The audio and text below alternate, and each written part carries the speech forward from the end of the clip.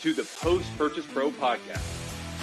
This is the only podcast that dives deep into post-purchase marketing to help Amazon sellers increase sales, ranking, reviews, and profits. It's everything that happens after the initial sale that makes a difference. We call this the back end. Welcome back to another episode of the Post-Purchase Podcast. I'm one of your co-hosts, Seth Stevens, missing my other co-host today, but let that not bother you because we have a great guest, somebody who's from a completely different side of the Amazon world than we normally talk to. So I'm really excited to bring on Mr. Bruno, the founder of Blue Dot E-commerce. Bruno, welcome to the Post-Purchase Podcast. Thank you, Seth. It's great to be here. Sad not to have Sean too, but we can do this together, I'm sure. Yes, we will. We'll have a great time without him. He doesn't know what he's missing. So Bruno, take us back a little bit. How and why did you start this company, Blue Dot E-commerce? So, Seth, I started Blue Dot recently, last year, and it was actually something that I was almost pushed to because I've been managing global vendor central accounts for big brands and companies in the last 8 years. And what I noticed through my experience is that Amazon vendor central is not an easy way to do business with Amazon. So basically, very quick. What we do on Amazon vendor central, different from seller central, is that when you are a vendor central supplier, you are actually supplying Amazon directly. And seller central, as everybody knows, you are just using the platform to sell your products, your brand. So if you think that becoming a vendor is something that will just give a global window to your brand and manufacturers, you can imagine all the challenges and complexity of the processes that come from there, starting from processing the orders to making the delivery to the fulfillment center. So I noticed that through the years that a lot of people were coming to me and ask about simple questions that for me were simple regarding the Amazon vendor compliance book. I'm talking about details as how to print a label, what are we being requested regarding this point.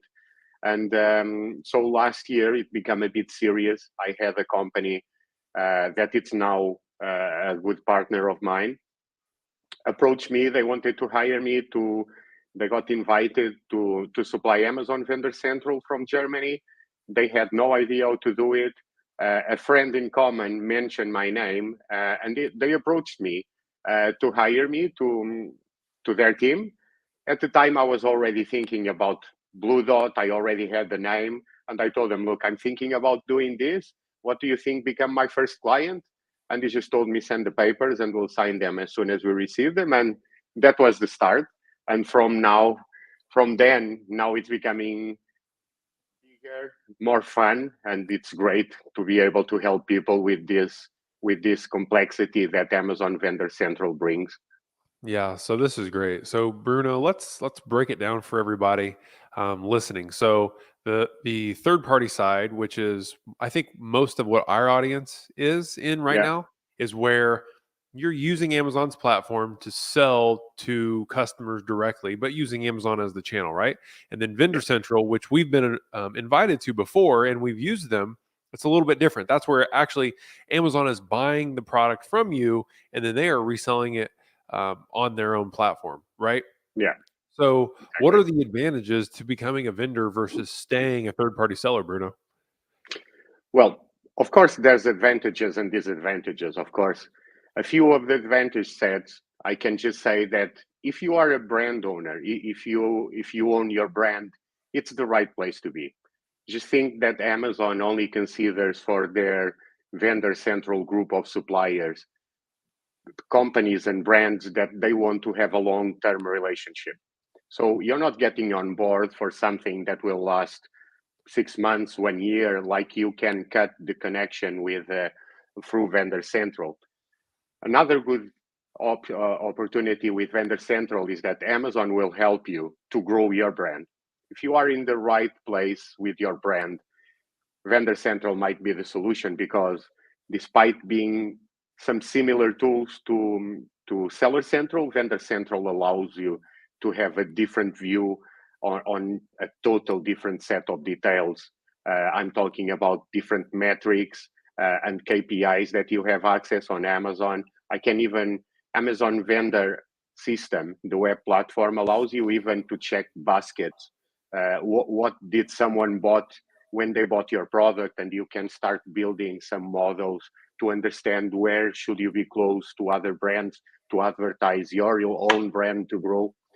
Another advantage is that if you think when you're selling through Seller Central, unless you're doing FBA with all of the limitations that you have on that side, you are taking care of all the drop shipping to the customer, meaning that the sale will be okay. But if there's any returns, any complaint from the client side, from the customer side, you will have to deal with that. So for me, it's a big advantage that since you're an Amazon partner with your brand, you're actually using the customer service of Amazon to help with every complaint or every doubt that any customer might have after they bought your product.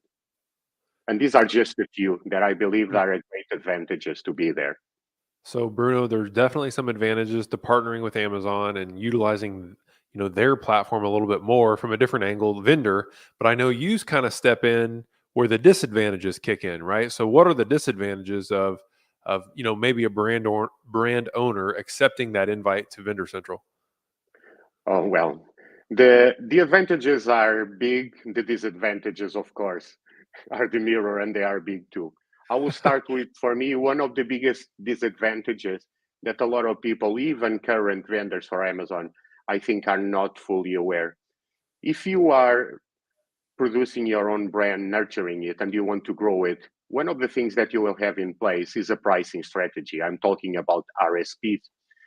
Amazon sometimes will not engage with you in a very positive way regarding your established RSPs, meaning that since they buy the stock, they own the stock, despite we actually, as vendors, actively contribute to define the RSP. Amazon might surprise you one day and you wake up and your products are being sold 30% less than what you agreed to the market. How is this a big disadvantage for me? Because sometimes you're not just supplying Amazon, and you have your own network of distributors. And when you have agreed pricings with those distributors, of course, they won't like that Amazon is selling 30% cheaper, because then they are getting questions too. And this is one of the sides of the vendor that can actually become complex. Of course, part of my job is to help companies to avoid this.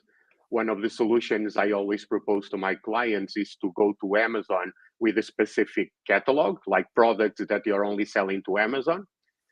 Also, to make agreements with your distribution network and prepare them that Amazon is now a partner of yours too, and they have a system in place called price matching. So you actually need to play both sides of the scale with your distribution network and with Amazon so that you can maintain this level. And this is just regarding a pricing strategy. Another disadvantages are what we know, it's a big pain for everybody. Amazon has a lot of rules and compliances in place for vendors. Since you are delivering directly to their fulfillment centers, you have a lot of rules.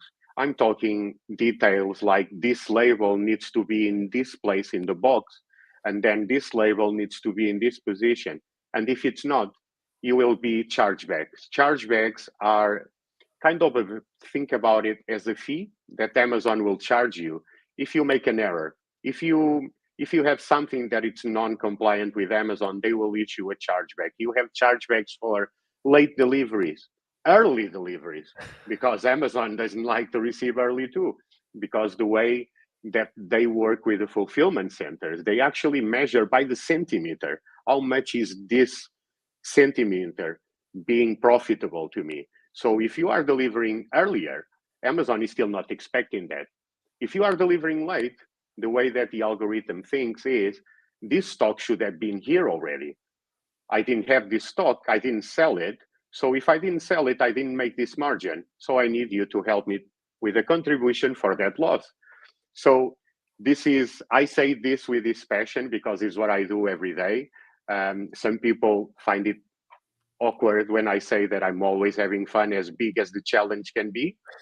So another not so good thing about Amazon, it's called shortage claims. Shortage claims, it's when you receive an order. Let's take this example. You receive an order from Amazon and they're requesting 10 items of a specific ASIN. You prepare the order, you dispatch, you make the delivery, and then the inbound team says that they only received 8. What the system immediately does is they remove those 2 missing pieces, they say, from the payment, and it will be deducted. Of course, and that's part of my work too. Amazon allows vendors to dispute, to prove to Amazon that we actually delivered the 10 units, or the system itself, it happens a lot of times, will reconciliate the total of stock, and then it will find those 2 missing units that issue the shortage claim. So through all of these examples, advantages and disadvantages, I think people can already starting to understand how it's a bit more complex than dealing on Seller Central. It's not as under control as it should be, or as it is in Seller Central. And actually what we're seeing these days, Seth, is a lot of companies, a lot of brands opting for a hybrid model. So they do have their vendor central account, and then they also get their seller central account.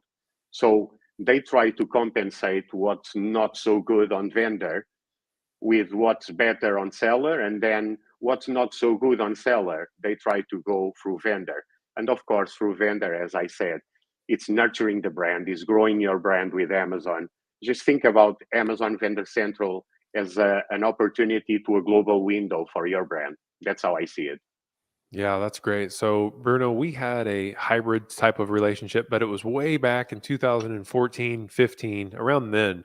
So, I'm sure that things have changed a lot from a vendor perspective because then after that, we focused on the seller side and didn't really have our finger on the pulse when it comes to vendor. But what are you seeing out there right now in terms of the biggest opportunity for vendors on Amazon right now?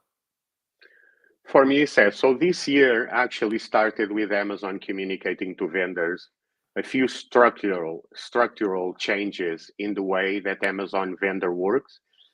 One of the biggest changes was that Amazon was cutting ties with distributors, meaning that Amazon is saying now that they only want onboard vendors that are actually brand owners or manufacturers. Until this year, they would allow a distributor, not a trader, but a distributor for a brand, and they will allow it. Now they just want the brand. And for me, this is an opportunity. It's an opportunity because I think brands will have more focus for Amazon because everybody has seen the news. Amazon is letting a lot of people go.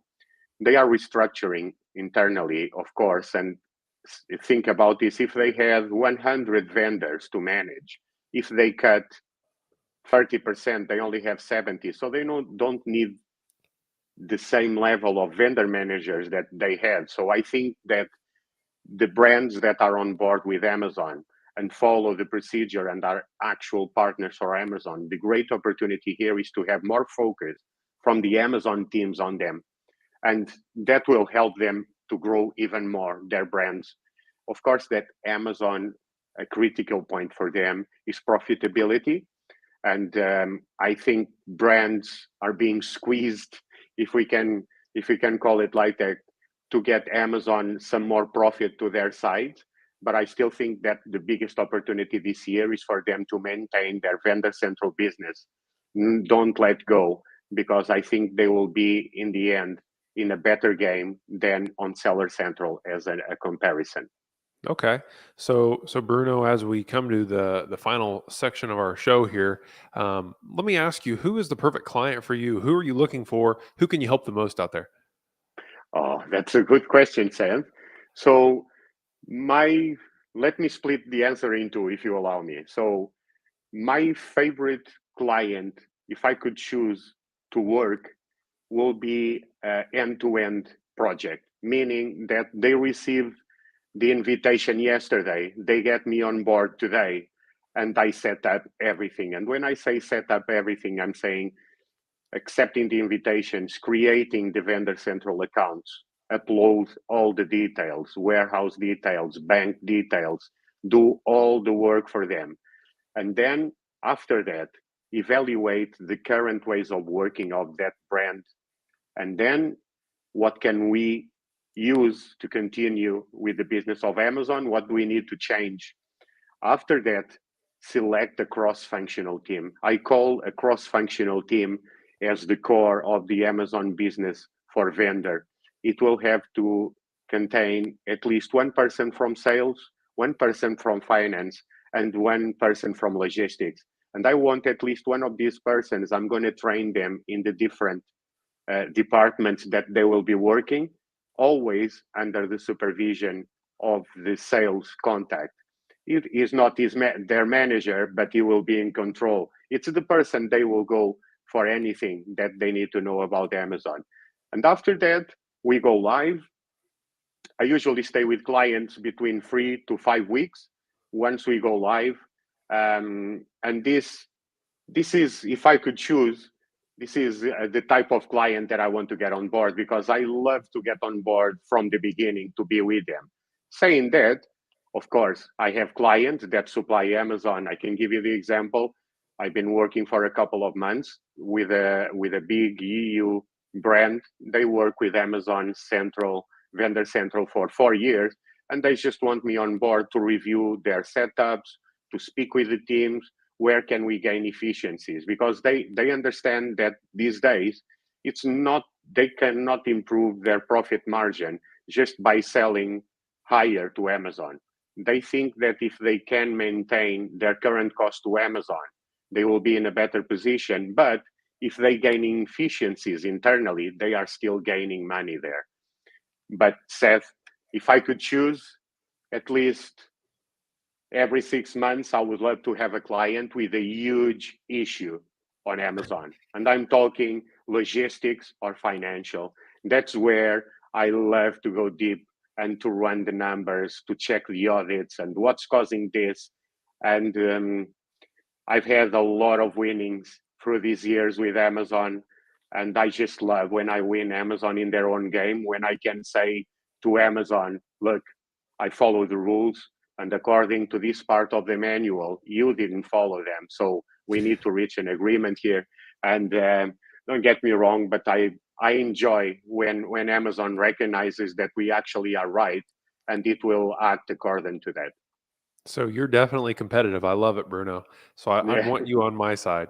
So Bruno, on the last part of our show, we have two fun questions. The first question I have for you is, what is your all-time favorite business book? 7 Habits of 7 Highly Efficient People. Oh, great. Yeah, that's a great book. I read that one. I reread it, I think, a couple years ago. So yeah, that's a good one. And another one that's got nothing to do with this, but it's a funny story. Cosmos from Carl Sagan. Okay. My company name, if you guys notice, to my logo is actually an homage to that great picture that was taken in 1992 that Carl Sagan called the pale blue dot. And what I'm trying to tell the world about blue dot and this symbol is that, like Carl Sagan said in 92, everybody is big and Amazon thinks they are big, and they are, but from the right perspective. We're all the same size, and I'm here to help companies to understand that Yeah. Amazon can be a great partner as long as we know the rules. If you allow me very quick, Seth, I usually give this example to my clients. Because when clients get to me that are already working with vendors, they are already very upset with Amazon. I'm losing money. Amazon is doing this and is doing that, and it's super bad. And if it's a great challenge on the back, I'm already like, great, I'm going to love this. But I always tell my clients this: look, don't blame Amazon. Think about you and a friend, and your friend invited you to play a game of Monopoly, but you don't know how to play Monopoly. You never played it. Okay, your friend, that it's your friend, should have asked if you know how to play Monopoly, but he didn't. But you accepted to play the game, and probably what will happen is that you will lose. Is that your fault or your friend's fault? Because I think it's your fault because you accepted to play a game without knowing the rules.